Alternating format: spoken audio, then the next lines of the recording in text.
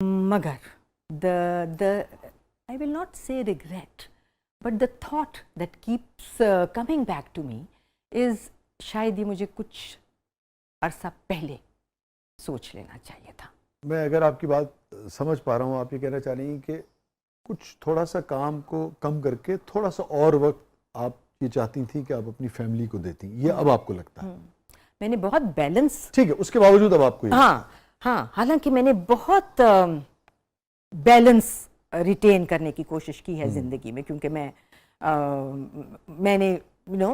हर जिंदगी के मरहले पर घर को पहले रखा है, काम को बाद में रखा है। घर, दोस्त, फिर काम। फिर मुझे एक वक्त पे लगा नहीं, घर और काम, दोस्त भी शायद उतने ज़रूरी नहीं हैं, शायद सिबलिंग्स ज़्यादा इम्पोर्टेंट हैं। So I started investing more in my siblings, और जो इमीडिएट फैमिली होती है, जो इमीडिएट फैमिली है।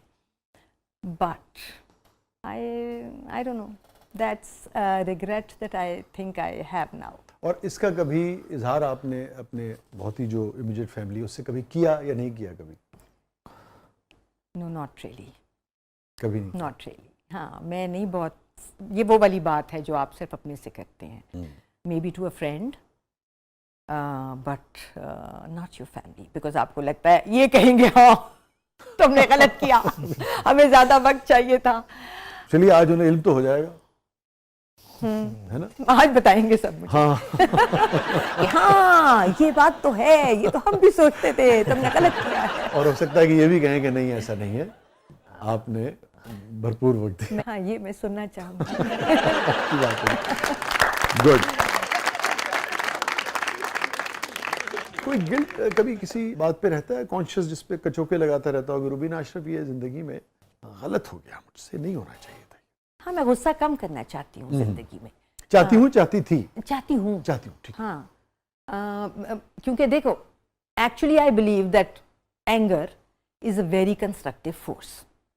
आपके अंदर प्रोवाइडेड कि आप उसे कैसे और क्या अपने लिए इस्तेमाल कर रहे हैं या दूसरे को सुनाने के लिए? Exactly, as long as you use it for yourself. Yes. मेरे गुस्से को अगर मैं अपने हक में इस्तेमाल करूंगी तो वो बहुत प्रोडक्टिव चीज है। उसको तवानाई बना के अपने काम पे लगा देंगे तो और अगर मैं सिर्फ उसको निकालूंगी, सिर्फ शाउट करेंगे, हाँ, किसी भी सिचुएशन पे तो रिएक्ट करेंगे, जो, हाँ, एग्जैक्टली, और और मैं बिल्कुल जायज निकालूंगी, क्योंकि जो इंसान है जिस पे मैं उस वक्त गुस्सा कर रही हूँ वो एक्चुअली गलत था, मगर गुस्से में उससे उसको वो बात बताने से सिर्फ वो, उसको मेरा गुस्सा नजर आएगा, उस बात का मीनिंग शायद उस तक नहीं पहुंचेगा और वो अपनी इस्लाह भी नहीं कर सकेगा, मकसद ही फौत हो जाएगा। That is what I realize now. So articulate होना और तरीके से दूसरे को समझाना ज्यादा बेहतर है बजाय गुस्सा करने के। Rubina Ashraf, that is what I tell myself all the time. Rubina Ashraf साहिबा की जिंदगी का सबसे गमगीन लम्हा? मैं कोविड से वापस आई थी और जब तक मैं वहाँ थी और ऑन द हॉस्पिटल बेड, तो मैं एक स्ट्रगल में थी, because I was trying to survive, और मैं अपनी सारी एनर्जी जो है वो इसी काम में लगा रही थी।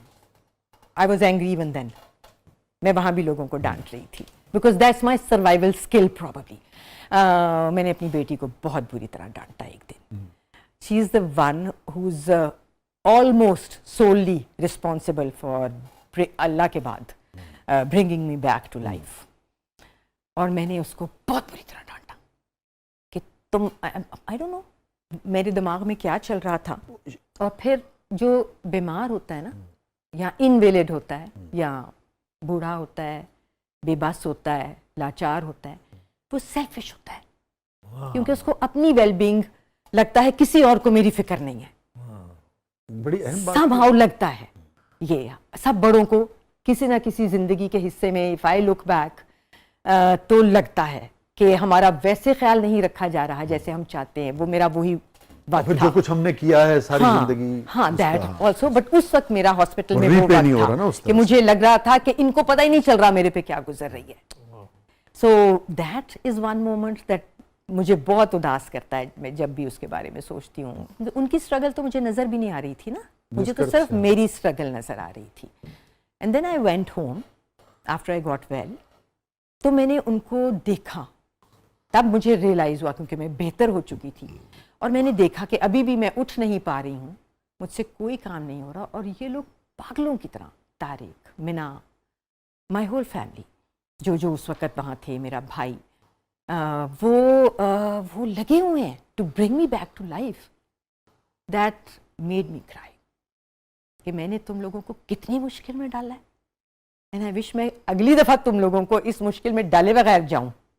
नहीं, अल्लाह ताला आपको आई मीन यू नो, वो जो बड़ों की दुआ है कि लग गया, चलते फिरते निकल रहे हैं। हाँ, वो फिर आपको याद आती है।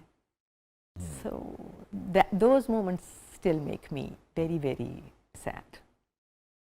और कितने दिन आप रही थी? अ मंथ एंड 10 days, तो बहुत लंबा मेरा हॉस्पिटल था।